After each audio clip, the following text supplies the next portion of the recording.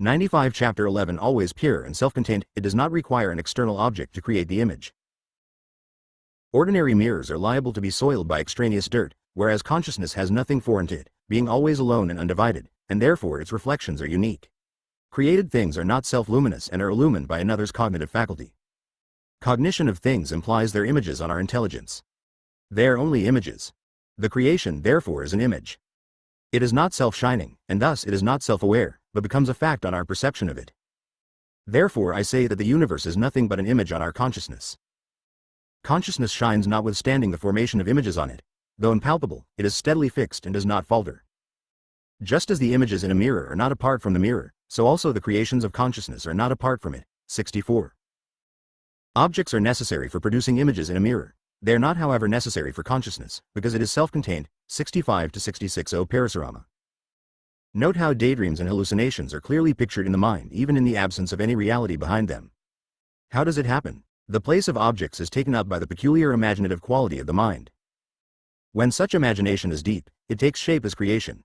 Consciousness is pure and unblemished in the absence of imagination. 67. Thus you see how consciousness was absolute and pure before creation and how its peculiar quality will brought about this image of the world in it. 96 Tripura Rahasya 68 to 69. So the world is nothing but an image drawn on the screen of consciousness. It differs from a mental picture in its long duration. That is again due to the strength of will producing the phenomenon. The universe appears practical, material and perfect because the will determining its creation is perfect and independent, whereas the human conceptions are more or less transitory according to the strength or the weakness of the will behind them. 70.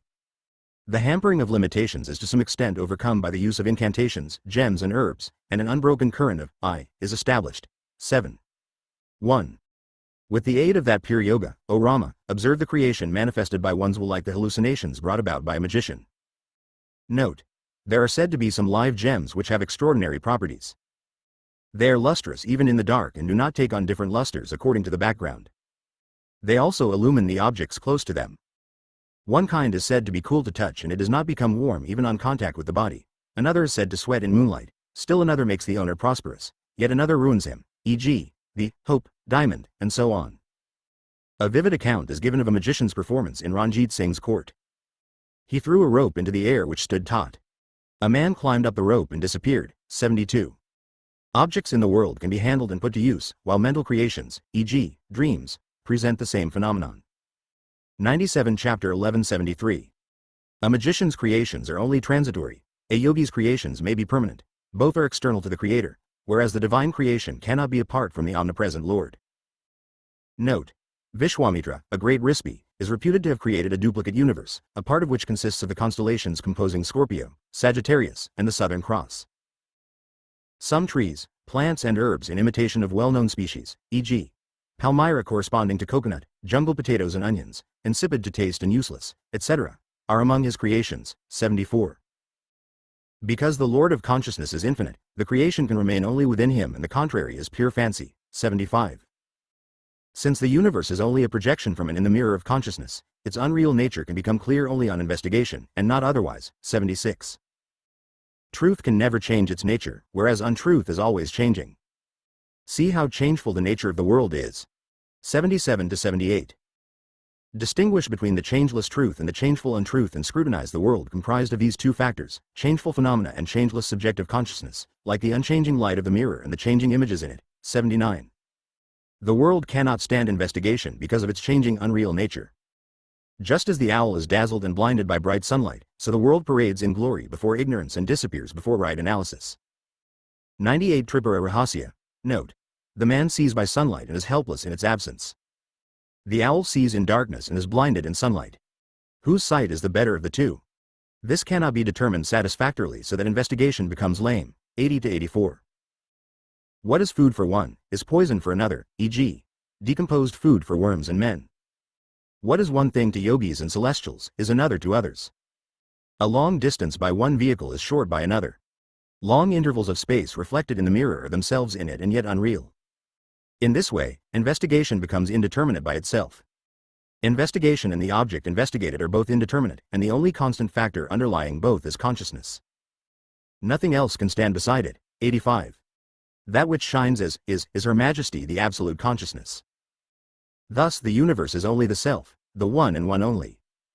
Thus ends the chapter 11 on the ascertainment of truth in Tripura Rahasya.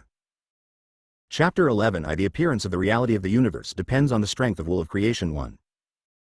Even after listening to Dattatreya patiently, Parasurama was still perplexed and asked, 2. O Lord, what you have said so far about the universe is the truth. 3. Even so, how is it that it appears to be real to me and to others who are both intelligent and shrewd? 4. Why does it continue to seem to be real to me even though I have heard you say otherwise? Please prove to me its unreality and remove my present illusion. 5. Thus requested, Dattatreya, the great sage, began to explain the cause of the illusion which makes one believe the world to be real. 6. Listen, Rama. This illusion is very old, being no other than the deep-rooted ignorance which mistakes one thing for another. 7. See how the true self has been ignored and the body has become identified with the self. Consider this foul body comprised of blood and bones beside that unblemished, pure intelligence. 8. Even the gross body becomes mistaken for crystal clear consciousness by mere force of habit. 100 Tripura Rahasya 9. So also the universe has repeatedly been taken to be real so that it now looks as if it were actually real. The remedy lies in a change of outlook. 10. The world becomes for one whatever one is accustomed to think it. This is borne out by the realization of yogis and of the objects of their long contemplation. 11 to 12. I shall illustrate this point by an ancient and wonderful incident. There is a very holy town, Sundara, in the country of Vanga. Here once lived a very wise and famous king, Susena by name. His younger brother, Mahasena, was his loyal and dutiful subject. 13. The king ruled his kingdom so well that all his subjects loved him. On one occasion he performed the horse sacrifice. Note: this sacrifice can be performed only by the most powerful kings. A horse chosen and dedicated for sacrifice is allowed to roam wherever it pleases. The sacrificer or his lieutenant or group of lieutenants follows the horse at a distance. The horse is a challenge to the kings in whose country it roams, so that battles are fought until the horse is successfully brought back and the sacrifice performed. 14. All the most valiant princes followed the horse with a great army. 15. Their course was victorious until they reached the banks of the Irrawaddy. 16. They were so elated that they passed by the peacefully sitting royal sage Gana without saluting him. 101 Chapter 12-17. Gana's son noticed the insult to his father and was exasperated. He caught the sacrificial horse and fought the heroes guarding it. 18 to 23. They surrounded him on all sides, but he together with the horse entered the hill Ganda before their eyes. Noticing his disappearance in the hill, the invaders attacked the hill. The sage's son reappeared with a huge army, fought the enemy, defeated them and destroyed Susena's army. He took many prisoners of war, including all the princes, and then re-entered the hill. A few followers who escaped fled to Susena and told him everything. Susena was surprised and said to his brother, 24 to 30.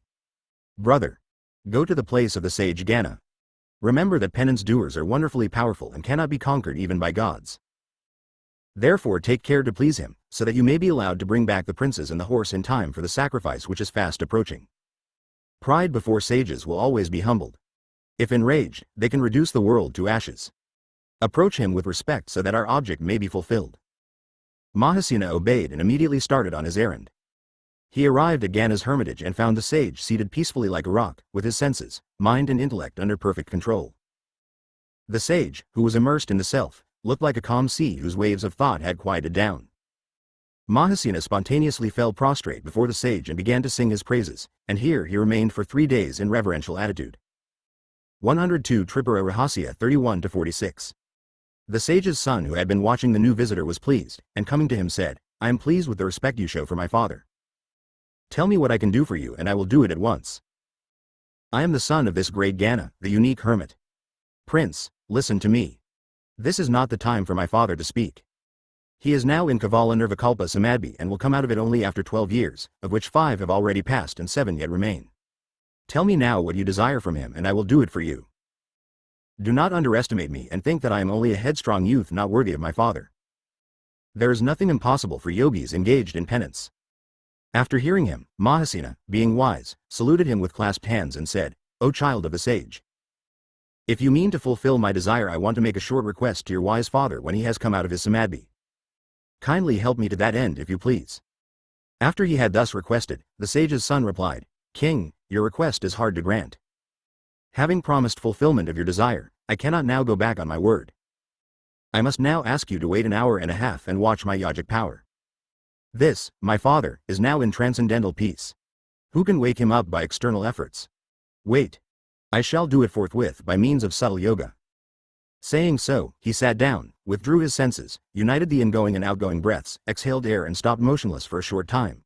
In this way he entered the mind of the sage and after agitating it, re-entered his own body. 103 Chapter 12 Immediately the sage came to his senses and found Mahasena in front of him, prostrating and praising him. He thought for a moment, taking in the whole situation by his extraordinary powers. 47-49. Perfectly peaceful and cheerful in mind, he beckoned to his son and said to him, "Boy, do not repeat this fault. Wrath wrecks penance. Penance is only possible and can progress without obstruction because the king protects yogis. To interfere with a sacrifice is always reprehensible and never to be countenanced by the good. Be a good boy and return the horse and the princes immediately. Do it at once so that the sacrifice may be performed at the appointed hour." 50. Directed thus, the sage's son was immediately appeased. He went into the hill, returned with the horse and the princes and released them with pleasure. 51-53. Mahasena sent the princes with the horse to the town. He was surprised at what he saw and saluting the sage asked him respectfully, "Lord, please tell me how the horse and the princes were concealed in the hill." Then the sage replied, 54-66. "Listen, O king, I was formerly an emperor ruling the empire bounded by the seas. After a long while the grace of God descended on me and I grew disgusted with the world as being but trash in the light of consciousness within. I abdicated the kingdom in favor of my sons and retired into this forest. My wife, being dutiful, accompanied me here. Several years were passed in our penance and austerities. Once my wife embraced 104 Tripura Rahasya me and this son was born to her when I was in Samadhi. She brought me to my senses, left the babe with me and died. This boy was brought up by me with love and care. When he grew up, he heard that I had once been a king. He wished to be one also and besought me to grant his prayer. I initiated him in yoga, which he practiced with such success that he was able by the force of his will to create a world of his own in this hill which he is now ruling. The horse and princes were kept there. I have now told you the secret of that hill." After hearing it Mahasena asked again, 67. "I have with great interest heard your wonderful account of this hill. I want to see it. Can you grant my prayer?" 68. Being so requested, the sage commanded his son saying, "Boy, show him round the place and satisfy him." 69. Having said thus, the sage again lapsed into samadhi, and his son went away with the king. 70. The sage's son entered the hill without trouble and disappeared, but Mahasena was not able to enter. So he called out for the sage's son. 71. He too called out to the king, from the interior of the hill. Then he came out of it and said to the king. 72-74. "O king, this hill cannot be penetrated with the slender yogic powers that you possess. You will find it too dense. Nevertheless, you must be taken into it as my father ordered. Now, leave your gross body in this hole covered with bushes. Enter the hill with your mental sheath along with me." The king could not do it and asked. 105 Chapter 12-75. "Tell me, saint, how I am to throw off this body. If I do it forcibly, I shall die." 76. The saint smiled at this and said, "You do not seem to know yoga. Well, close your eyes." 77. The king closed his eyes. The saint forthwith entered into him, took the other's subtle body and left the gross body in the hole. 78. Then by his yogic power the saint entered the hill with this subtle body snatched from the other which was filled with the desire of seeing the empire within the bowels of the hill. 79. Once inside he roused up the sleeping individual to dream. The latter now found himself held by the saint in the wide expanse of ether. Note: the Ativabhika Sarira, astral body, is exhaustively treated in Yoga Vasishta. 80-82. He was alarmed on looking in all directions and requested the saint, "Do not forsake me lest I should perish in this illimitable space." The saint laughed at his terror and said, "I shall never forsake you. Be assured of it. Now look round at everything and have no fear." 83-95. The king took courage and looked all round. He saw the sky above, enveloped in the darkness of night and shining with stars. He ascended there and looked down below. He came to the region of the moon and was benumbed with cold. Protected by the saint, he went up to the sun and was scorched by its rays. Again tended by the saint, he was refreshed and saw the whole region a 106 Tripura Rahasya counterpart of the heaven. He went up to the summits of the Himalayas with the saint and was shown the whole region and also the earth. Again endowed with powerful eyesight, he was able to see far-off lands and discovered other worlds besides this one. In the distant worlds there was darkness prevailing in some places. The earth was gold in some. There were oceans and island continents traversed by rivers and mountains. There were the heavens peopled by Indra and the gods. the Asuras, human beings, the Rakshasas and other races of celestials. He also found that the saint had divided himself as Brahma in Satyaloka, as Vishnu in Vaikuntha, and as Shiva in Kailasa, while all the time he remained as his original self, the king ruling in the present world. The king was struck with wonder on seeing the yogic power of the saint. The sage's son said to him, "This sightseeing has lasted only a single day according to the standards prevailing here, whereas 12,000 years have passed by in the world you were used to. So let us return to my father." 96. Saying so, he helped the other to come out of the hill to this outer world. Thus ends the chapter 12 on sightseeing in the Ganda Hill, in Tripura Rahasya. Chapter 13 How wakefulness and dream are similar in nature and objects are only mental images 1 to 2. The sage's son made the king sleep, united his subtle body with the gross one left in the hole, and then woke him up. 3. On regaining his senses, Mahasena found the whole world change. The people, the river courses, the trees, the tanks, etc., were all different. 4 to 30. He was bewildered and asked the saint, "O Great One, how long have we spent seeing your world? This world looks different from the one I was accustomed to." Thus asked, the sage's son said to Mahasena, "Listen, king, this is the world which we were in and left to see that within the hill. The same has undergone enormous changes owing to the long interval of time. We spent only 1 day looking round the hill region. The same interval counts for 12,000 years in this land, and it has accordingly changed enormously. Look at the difference in the manners of the people and their languages. Such changes are natural. I have often noticed similar changes before. Look here. This is the Lord, my father in Samadhi. Here you stood before, praising my father and praying to him. There you see the hill in front of you. 108 Tripura Rahasya. By this time, your brother's progeny has increased to thousands.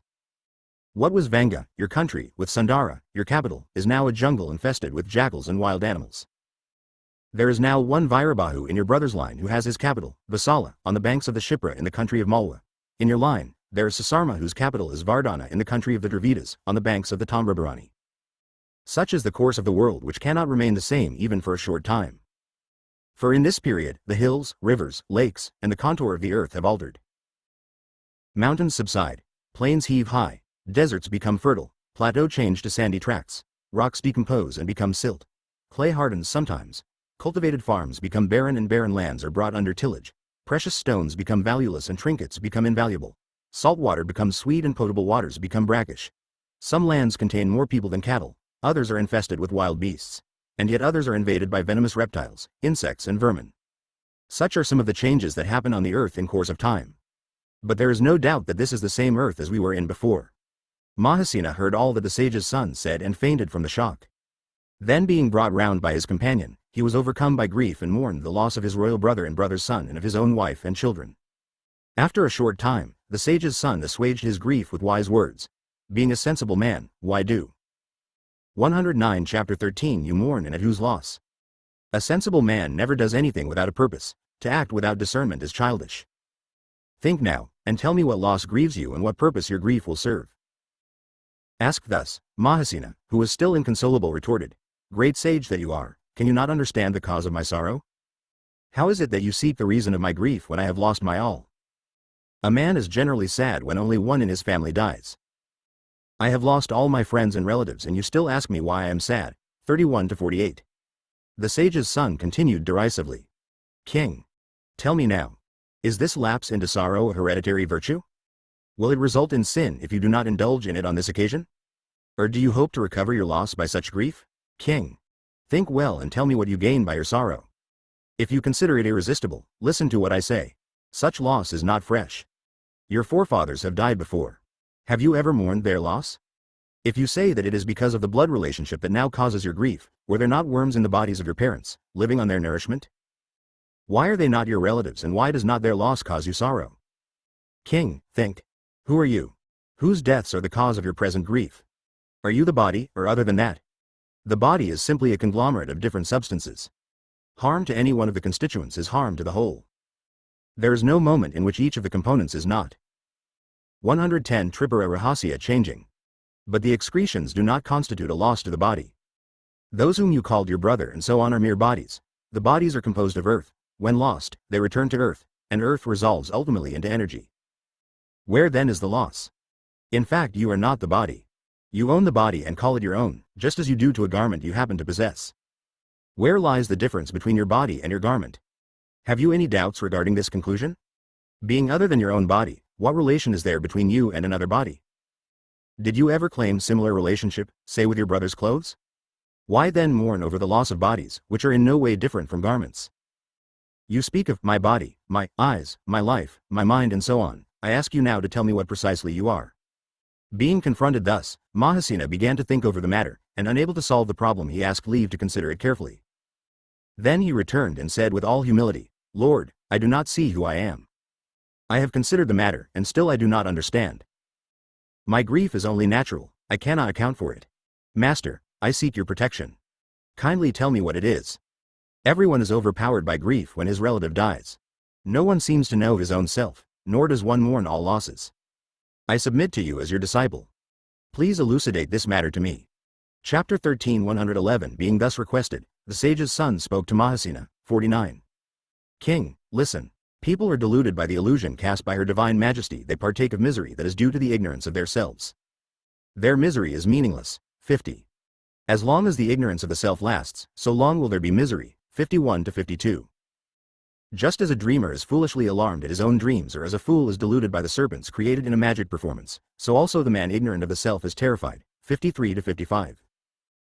Just as the dreamer awakened from his fearful dream, or the man attending the magic performance informed of the unreal nature of the magic creations, no longer fears them but ridicules another who does, so also one aware of the self not only does not grieve but also laughs at another's grief.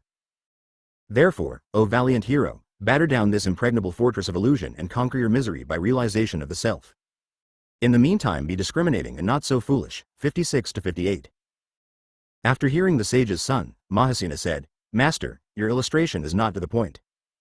Dream or magic is later realized to be illusory, whereas this hard concrete universe is always real and purposeful.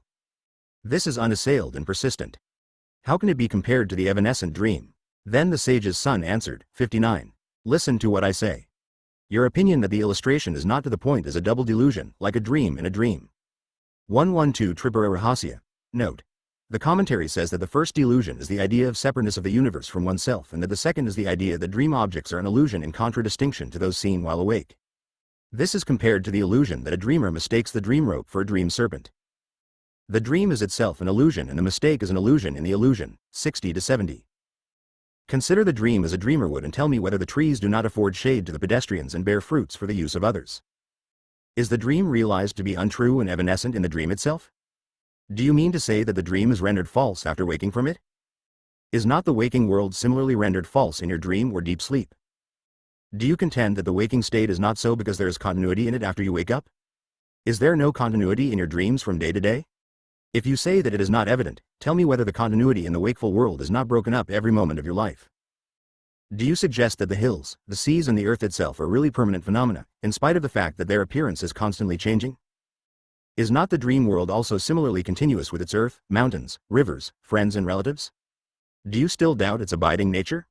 Then extend the same reasoning to the nature of the wakeful world and know it to be equally evanescent.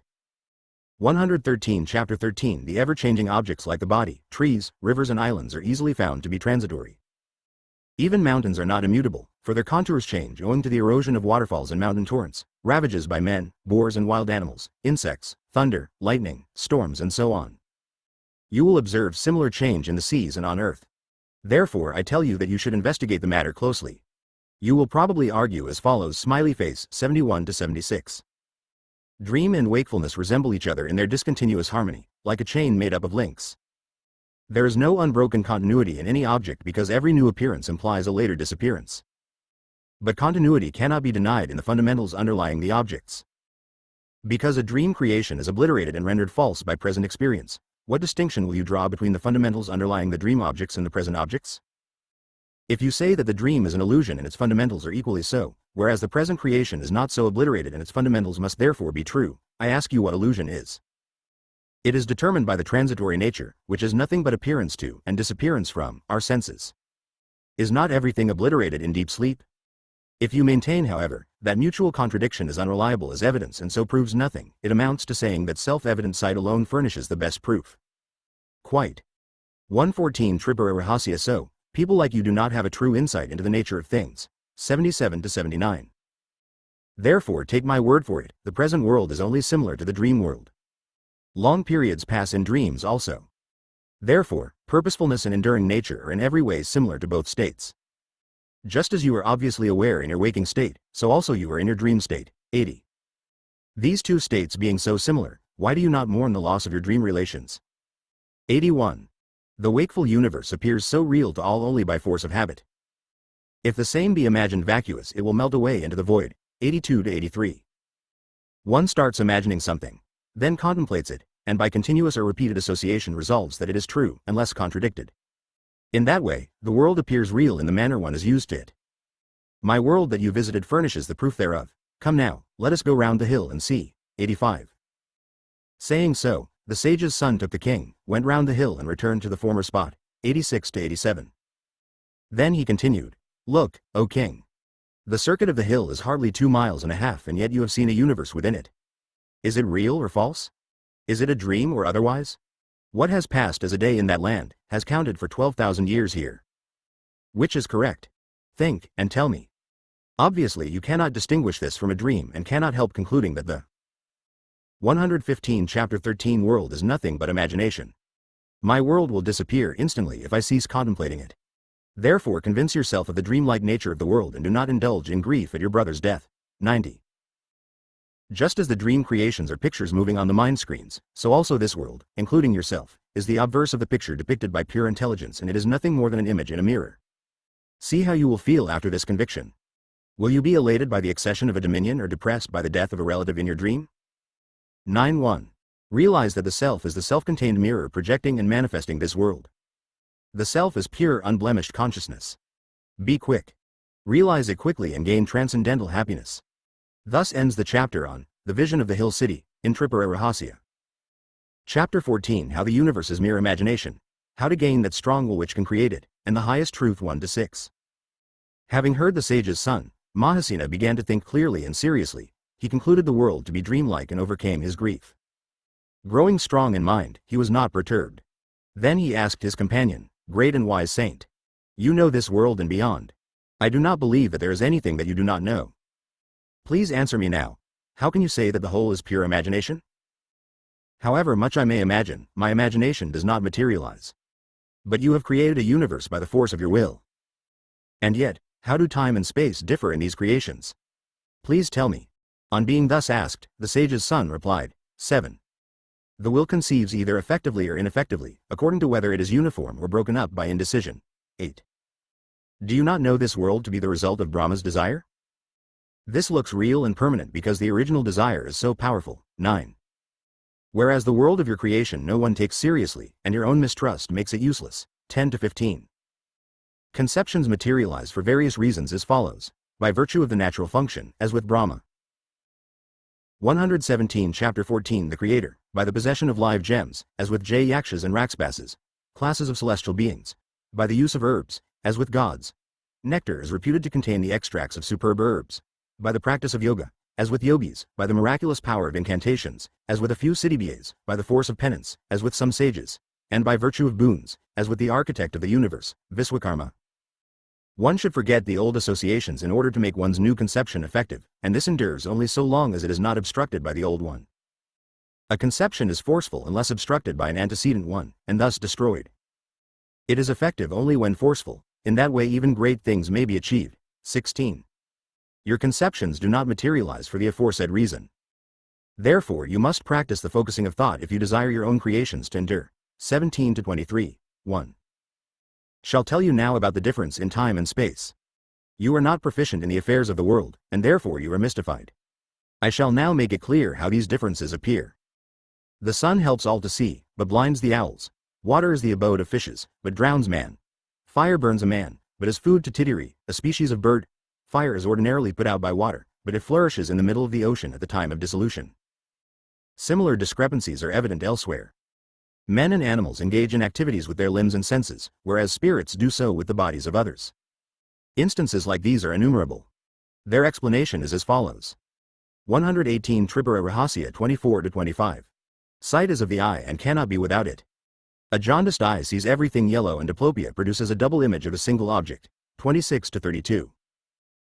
Abnormal visions are thus the direct result of abnormal eyes. The Karandikas, in an eastern island, are said to see everything red, so also the inhabitants of Ramanaka Isle see everything upside down. One hears many more strange stories of the kind, all of which are based on abnormalities of vision.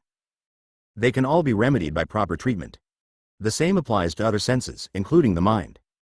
The relation between space and objects and between time and events is according to your estimate of them. There is no intrinsic relationship between them. 33. Having so far proved the objects and events to be only within, he proceeds to establish that there is no exterior to the self.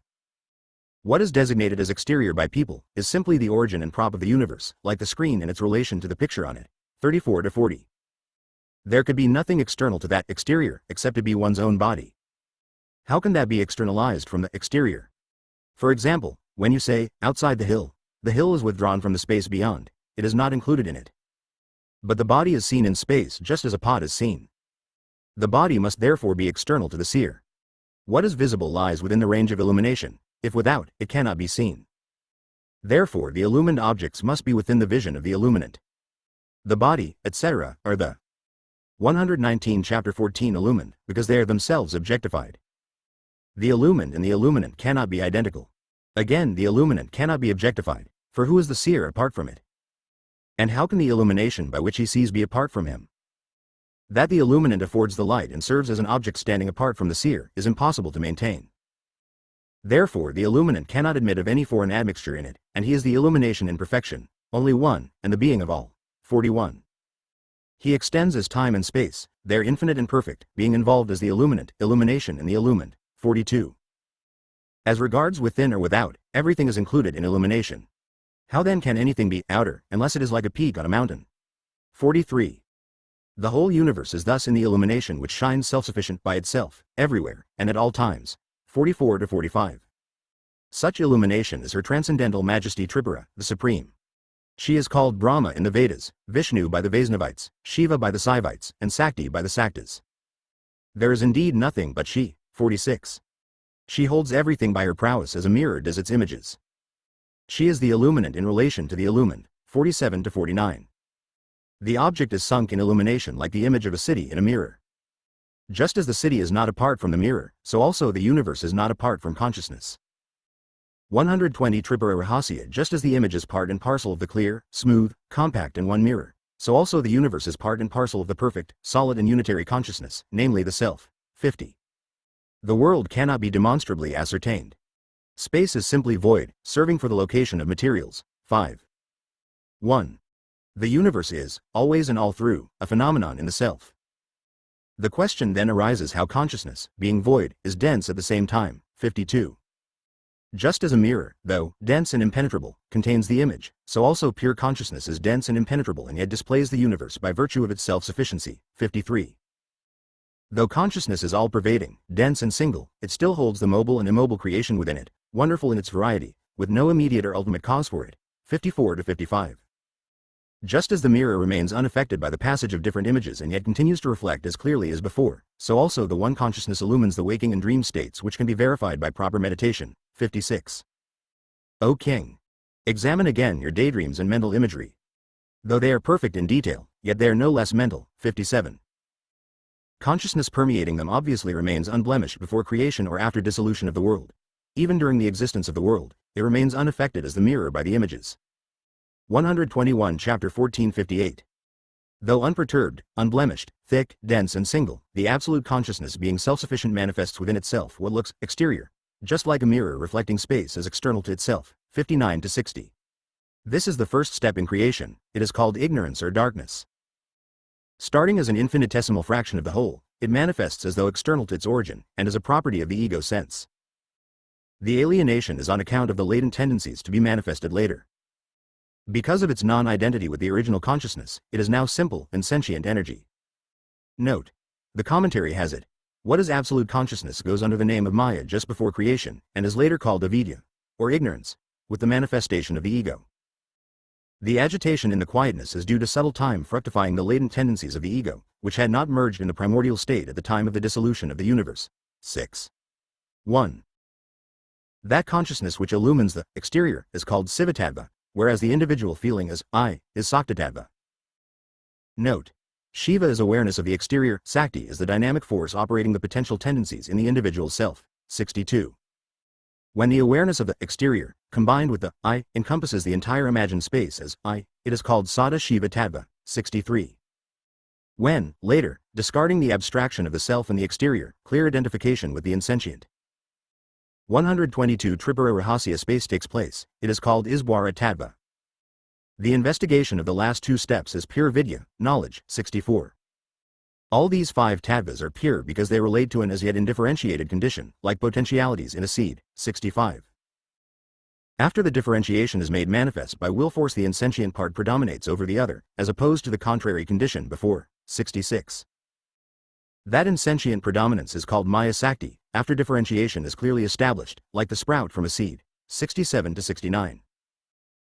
The sentient phase now contracts, being relegated to a minor position, and takes on the name of Parasba, being covered by 5 sheaths, namely Kala, something of doorship, Vidya, some knowledge, Raga, desire, Kala, time, allotted life, and Niyati, fixed order of things, 70. Anamnesis of individuals made up of the proclivities acquired as a result of engaging in diverse actions in previous births, is now supported by intelligence and remains as prakrita, nature, 7. 1. This prakrita is tripartite because the fruits of actions are of 3 kinds. She manifests as the 3 states of life, wakefulness, dream and deep sleep. She then assumes the name, Biddha, mind, 72. The anamnesis goes by the name of prakrita in dreamless slumber, and Biddha in the other states. It is always comprised of the insentient phase of the proclivities of the mind and the sentient phase of intelligence. 123 Chapter 1473. When the proclivities still remain in abeyance without being used up, its totality is called avyakta, unmanifested. Differences arise only in chitta. There is no difference among individuals in sleep, and so it is prakrita, the same assuming the name of chitta when difference is manifest. Note: sleep is characterized by undifferentiation, and so it is the same for all, irrespective of propensities of the mind. Simultaneous with the awareness of the body, the other states manifest. Individual enjoyments, pleasure and pain, lie only in the wakeful and dream states, according as the innate tendencies of the mind mature and yield fruits. When one crop is over, sleep supervenes, and then there is no enjoyment and no distinction according to crops. As the anamnesis is ready with the next crop, sleep is shaken off and differences arise. So it is clear how the one indifferentiated condition manifests as the universe in all its diversity and resolves into itself periodically, 75. Therefore the mind, chitta, is purusha, the individual, when the sentient phase is assertive, and the same as avyakta, unmanifest. When prakrita, nature, the insentient phase, is assertive, 76. That chitta is tripartite according to its functions, namely, ego, intellect and mind, 77. When influenced by the 3 qualities, it manifests in greater details as follows. By sattva, brightness, it becomes the 5 senses, hearing, sight, touch, taste and smell. By rajas, activity, speech, hands, feet, organs of excretion. 124 Tripura Rahasya and of procreation. By tamas, darkness, earth, air, fire, water and ether, 78. The Supreme Intelligence coquettes with the universe in this manner, remaining all the time unaffected, a witness of its own creation, 79. The present creation is the mental product of Brahma or Hiranyagarbha, appointed creator by the will force of the primal being, Sri Tripura, 80. The cognition, you, and I, is the essence of any kind of creation.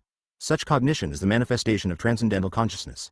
There cannot be any difference, just as there is no difference in space, bounded by a pot or not bounded by it, 8. 1. The diversities in creation are solely due to qualifications limiting the consciousness. These qualifications, e.g., body, limiting of age, are the mental imagery of the creator, consistent with the individual's past merits. When the creative will force wears away, there is dissolution and complete undifferentiation results, 82.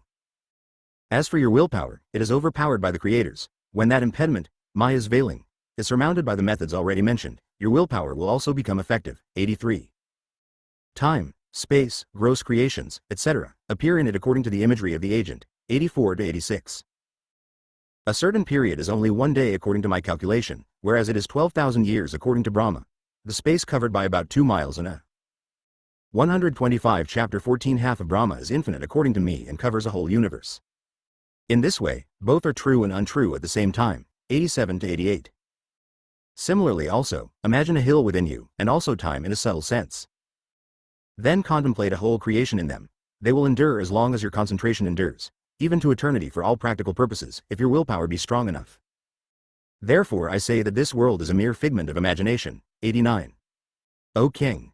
It shines in the manifest conscious self within. Therefore, what looks like the external world is really an image on the screen of the mind. 90. Consciousness is thus the screen in the image, and so yogis are enabled to see long distances of space and realize long intervals of time. 91.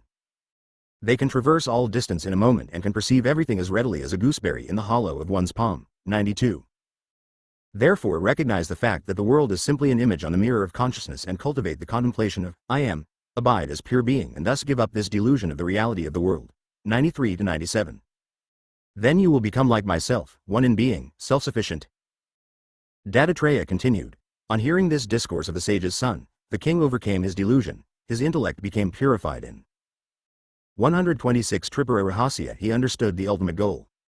Then he practiced samadhi, and became self-contained without depending on any external agency, and led a long and happy life. He ceased to identify himself with the body, and became absolute as transcendental space until he was finally liberated. So you see, Bhargava, that the universe is only a mental image, just as firm as one's willpower, and no more. It is not independent of the self.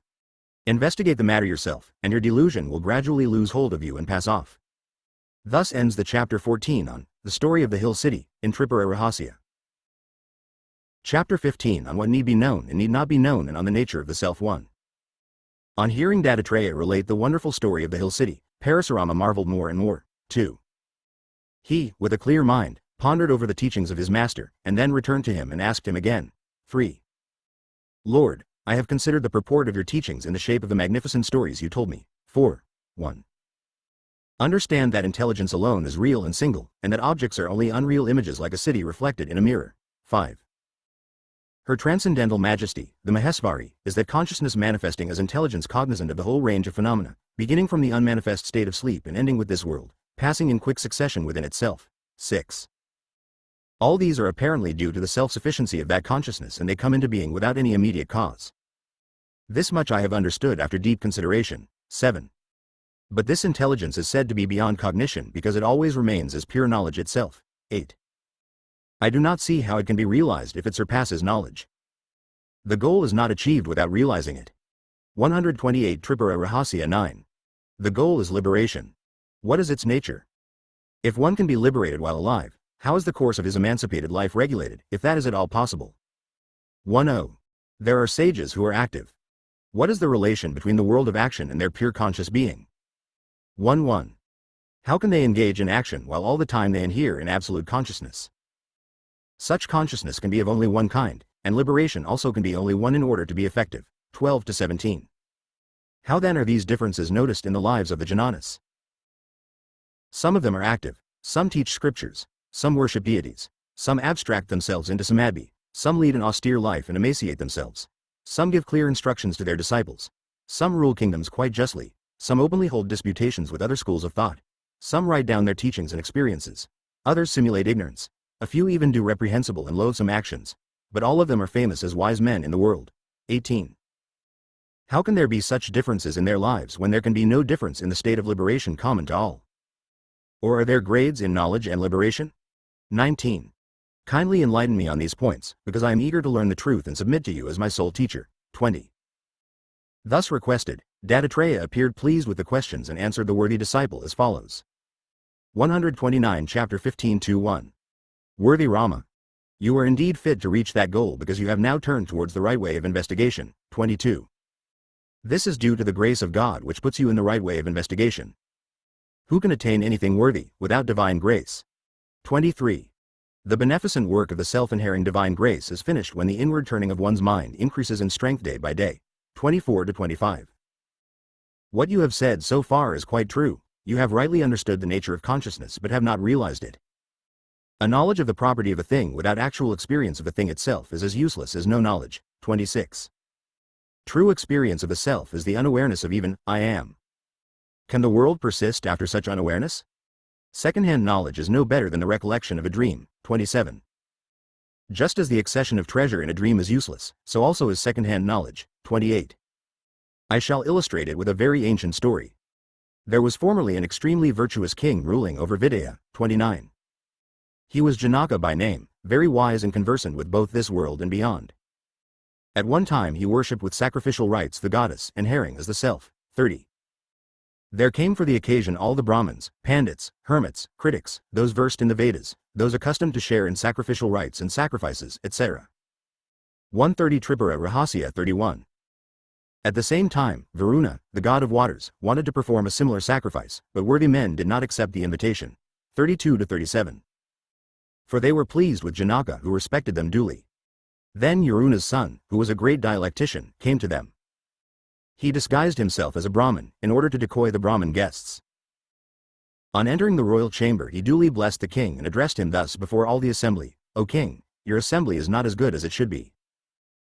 It looks like a lovely lake of lotuses ravaged by crows, jackdaws and herons. It would be better without this medley of incompetence.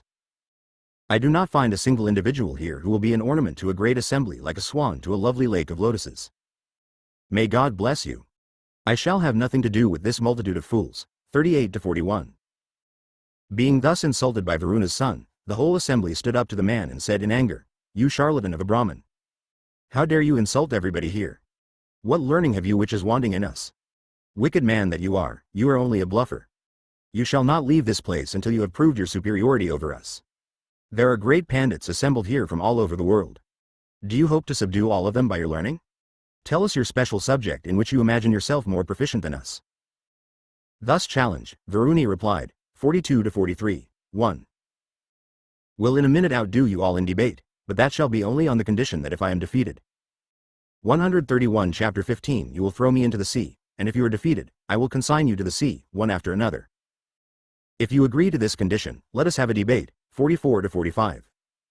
They consented and the debate began in right earnest. The pandits were shortly defeated by the fallacious logic of the opponent and they were sunk in the sea by hundreds. 46. Varuna's followers then took away the sunken pandits to his sacrifice where they were received with respect, which much pleased them. 47. There was one by name Kahoila, among those who were thus sunk. His son Ashtavakra, having heard of his father's fate, hastened to Janaka's court and challenged the debater skilled in fallacy. The masquerader was now defeated and straightway condemned to the sea by the young avenger. Then Uruni threw off his mask in the court and restored back all the men formerly drowned in the sea. Kahoela's son was now puffed with pride and behaved offensively before the assembled court. The pandits were made to feel mortified before the youth. 51-52. Just then, a female ascetic appeared in their midst, to whom the offended assembly looked for help. Encouraging them in their hopes, the charming maiden with matted locks and hermit's clothes was highly honored by the king and she spoke in sweet and yet firm tones. 53. O child, son of Kahoela, you are indeed very accomplished, for these Brahmins have been rescued by you after you defeated Uruni in debate. 132 Tripura Rahasya 54-56, 1. Want to ask of you a short question, to which please give a straight answer, explicit and unreserved. What is that condition reaching which there will be all-round immortality, knowing which all doubts and uncertainties will disappear, and established in which all desires will vanish? If you have realized that unbounded state, please tell me directly. Being approached by the ascetic, the son of Kahoela replied with confidence. 57-58, 1. Know it. Listen to what I say. There is nothing in the world not known to me. I have studied all the sacred literature with great care. Therefore hear my answer.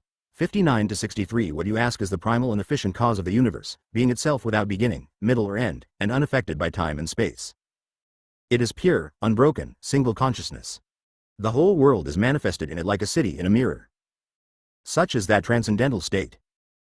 On realizing it, one becomes immortal. There is no place for doubts and uncertainties, as there is none at the sight of a reflection in a mirror. There is no more reason for ignorance as at the sight of innumerable reflected images. And there will be no more room for desire, because transcendence is then experienced. It is also unknowable because there is no one to know it, besides itself. Ascetic. I have now told you the truth as contained in the scriptures. 64-71. After Ashtavakra had finished, the hermit spoke again. Young sage. What you say is rightly said. 133 Chapter 15 and accepted by all. But I draw your attention to that part of your answer where you admitted its unknowability for want of a knower outside of consciousness, and also that its knowledge confers immortality and perfection. How are these two statements to be reconciled? Either admit that consciousness is unknowable, is not known to you, and thus conclude its non-existence, or say that it is, and that you know it, and therefore it is not unknowable. You evidently speak from second-hand knowledge, gathered from the scriptures. Clearly, you have not realized it and so your knowledge is not personal. Think now. Your words amount to this. You have a personal knowledge of the images but not of the mirror. How can that be? Tell me now if you are not ashamed of this prevarication before King Janaka and his assembly. Being thus reprimanded by the ascetic, he could not speak for some time because he felt mortified and ashamed, so he remained with bent head thinking it over. 72-73. However, the Brahmin youth could not find any satisfactory answer to her question, so he submitted to her in great humility. O ascetic! Truly I cannot find the answer to your question. I submit to you as your disciple. Pray tell me how the two scriptural statements are to be reconciled. But I assure you that I have not told a deliberate lie, for I know that any merits a liar may have are counteracted by his lies so that he is condemned as unworthy. 134 Tripura Rahasya 74. Thus requested, the ascetic was pleased with Ashtavakra's sincerity and said to him, in the hearing of the assembly, 75-84. Child, there are many who being ignorant of this sublime truth, live in a state of delusion. Dry polemics will not help one to reality, for it is well guarded on all sides. Of all the people now assembled here, no one has experienced reality, except the king and myself. It is not a subject for discussion. The most brilliant logic can only approach it but never attain it. Although unaffected by logic coupled with a keen intellect, it can however be realized by service to one's guru and the grace of God. O thou who art thyself the son of a sage, listen to me carefully, for this is hard to understand even when hearing it explained. Hearing it 1,000 times over will be useless unless one verifies the teachings by means of investigation into the self with a concentrated mind. Just as a prince labors under a misapprehension that the string of pearls still clinging to his neck has been stolen away by another and is not persuaded to the contrary by mere words but only believes when he finds it around his neck by his own effort, so also, O youth, however clever a man may be, he will never know his own self by the mere teaching of others unless he realizes it for himself. Otherwise he can never realize the self if his mind is turned outward. 85. A lamp illumines all around but does not illumine itself or another light. It shines of itself without other sources of light. Things shine in sunlight without the necessity for any other kind of illumination. Because lights. 135 Chapter 15 do not require to be illumined, do we say that they are not known or that they do not exist? Therefore, as it is with lights, thus are things made aware by the conscious self. What doubt can you have regarding abstract consciousness, namely the self? Lights and things being insentient cannot be self-aware. Still, their existence or manifestation is under no doubt. That means they are self-luminous. Can you not similarly investigate with an inward mind in order to find out if the all-comprehending self is conscious or not conscious? That consciousness is absolute and transcends the three states, wakefulness, dream and deep sleep, and comprises all the universe making it manifest. Nothing can be apprehended without its light. Will anything be apparent to you if there be no consciousness? Even to say that nothing is apparent to you, as in sleep, requires the light of consciousness. Is not your awareness of your unawareness, in sleep, due to consciousness? If you infer its eternal light, then closely investigate whether the light is of itself or not. Everybody fails in this investigation however learned and proficient he may be, because his mind is not bent inward but restlessly moves outward. As long as thoughts crop up, so long has the turning inward of the mind not been accomplished. As long as the mind is not inward, so long the self cannot be realized. Turning inward means 136 Tripura Rahasya absence of desire. How can the mind be fixed within if desires are not given up? Therefore become dispassionate and inhere as the self. Such inherence is spontaneous, no effort is needed to inhere as the self. It is realized after thoughts are eliminated and investigation ceases. Recapitulate your state after you break off from it, and then you will know all and the significance of its being knowable and unknowable at the same time. Thus realizing the unknowable, one abides in immortality forever and ever. I have now finished. Salutations to you. Farewell. But you have not yet understood my words because this is the first time you have heard the truth. This king, the wisest among men, can make you understand. So ask him again and he will clear your doubts. When she had finished, she was honored by the king and the whole assembly, and then she instantly dissolved in air and disappeared from human sight. I have now related to you, O Rama, the method of self-realization. Thus ends the chapter 15 on Ashtavakra section, in Tripura Rahasya. Chapter 16 on consciousness, control of mind, and sleep 1. When Parasurama had heard the story, he marveled greatly and requested his master to continue. 2-5. Lord, this ancient legend is marvelous. Please tell me what Ashtavakra asked the king next and the instructions he received. I had not hitherto heard this story, full of sublime truths. Please continue the story. Master, I am anxious to hear it in full. Being so requested, Dattatreya, the great sage and master, continued the holy narrative.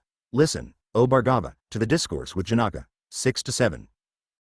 On the departure of the holy ascetic from their vision, Ashtavakra, the son of a sage, asked Janaka, who was surrounded by a whole group of pandits, the full explanation of the ascetic's brief but recondite speech. I shall now tell you Janaka's reply, to which you must listen attentively. 8 to 9.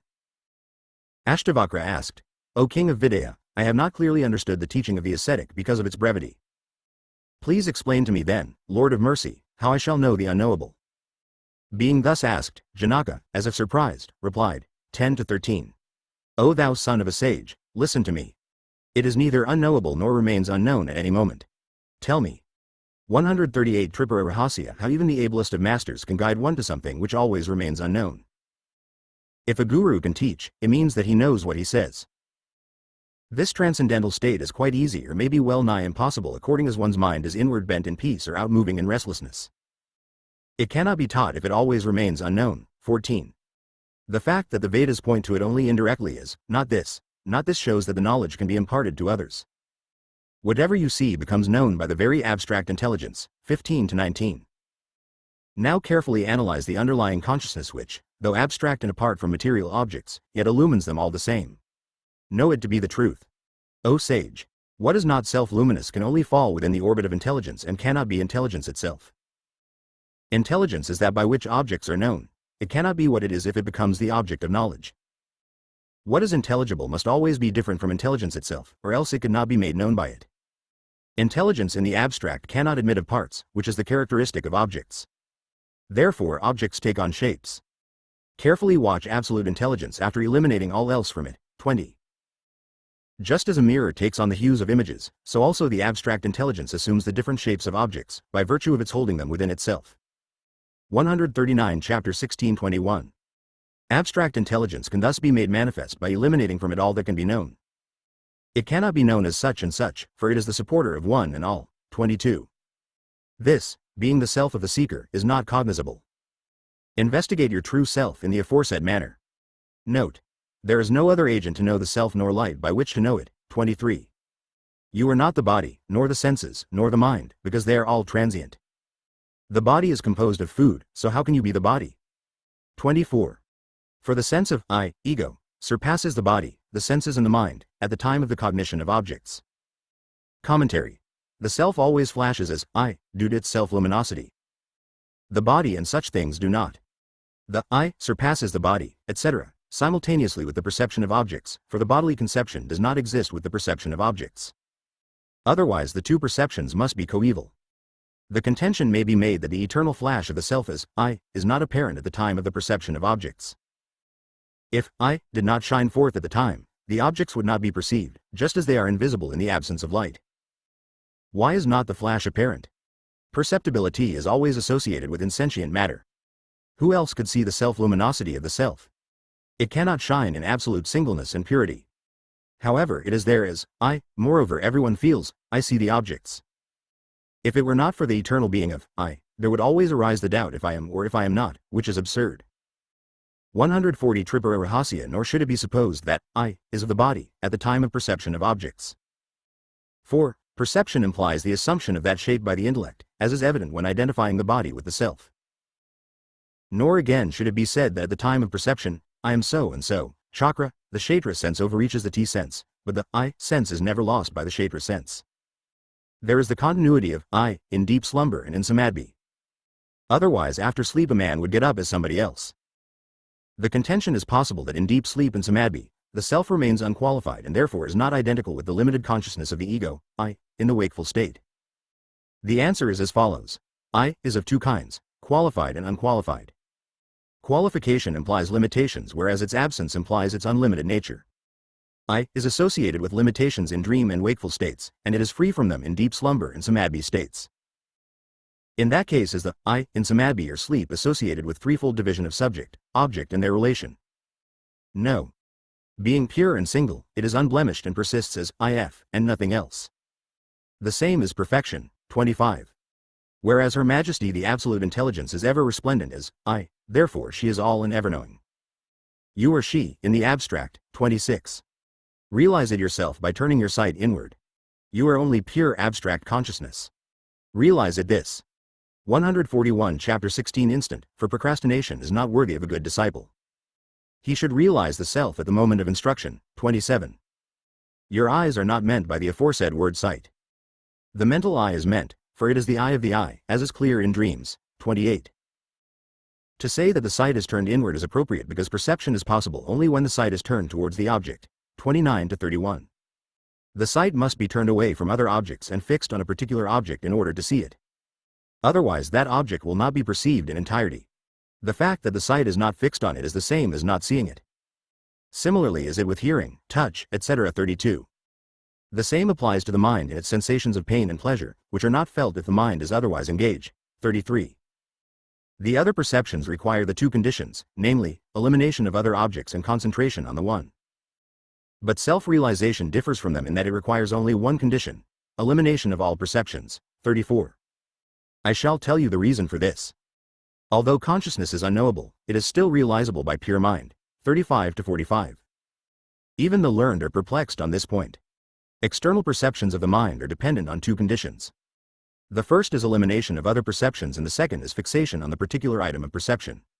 If 142 Tripura Rahasya the mind is simply turned away from other perceptions, the mind is in an indifferent state, where there is absence of any kind of perception. Therefore concentration on a particular item is necessary for the perception of external things. But since consciousness is the self and not apart from the mind, concentration on it is not necessary for its realization. It is enough that other perceptions, namely, thoughts, should be eliminated from the mind and then the self will be realized. If a man wants to pick out one particular image among a series of images passing in front of him, as reflections on a mirror, he must turn his attention away from the rest of the pictures and fix it on that particular one. If on the other hand, he wants to see the space reflected, it is enough that he turns away his attention from the pictures and the space manifests without any attention on his part, for space is immanent everywhere and is already reflected there. However, it has remained unnoticed because the interspatial images dominated the scene. Space being the supporter of all and immanent in all, becomes manifest if only the attention is diverted from the panorama. In the same way, consciousness is the supporter of all and is immanent in all and always remains perfect like space, pervading the mind also. Diversion of attention from other items is all that is necessary for self-realization. Or do you say that the self-illuminant can ever be absent from any nook or corner? 46. There can indeed be no moment or spot from which consciousness is absent. Its absence means there. Chapter 16 143 Absence also.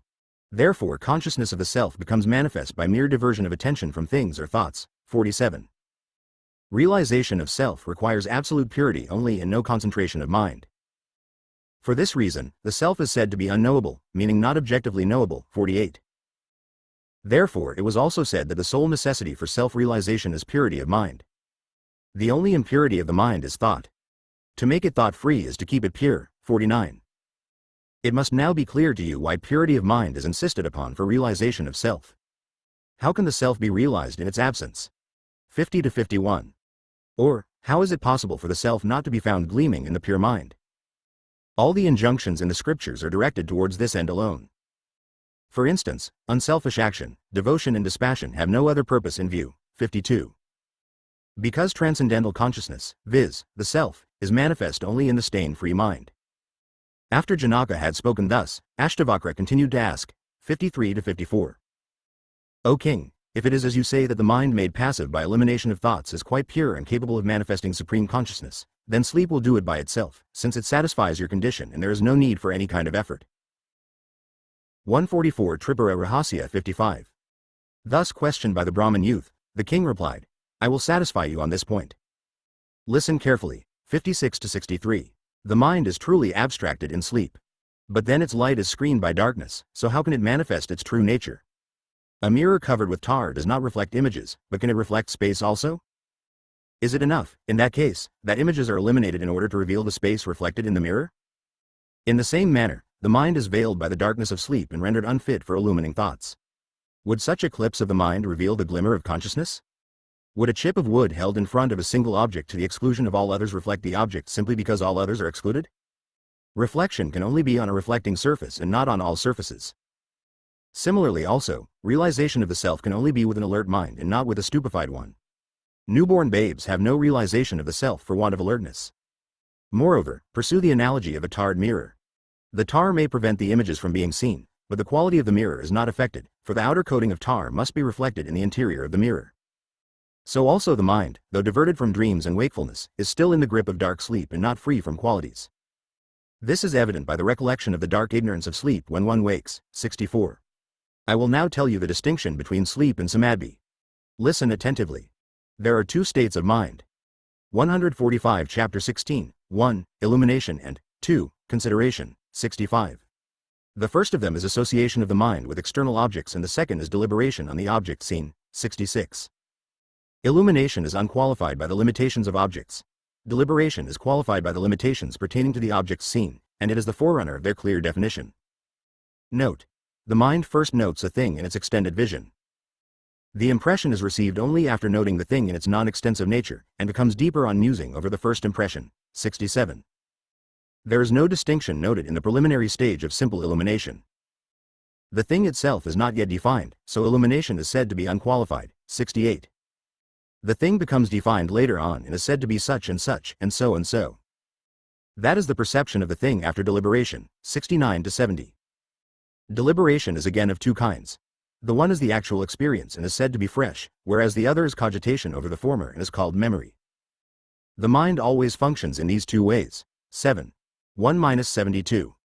Dreamless slumber is characterized by the illumination of sleep alone, and the experience continues unbroken for a time, whereas the wakeful state is characterized by deliberation repeatedly broken up by thoughts and therefore it is said not to be ignorance.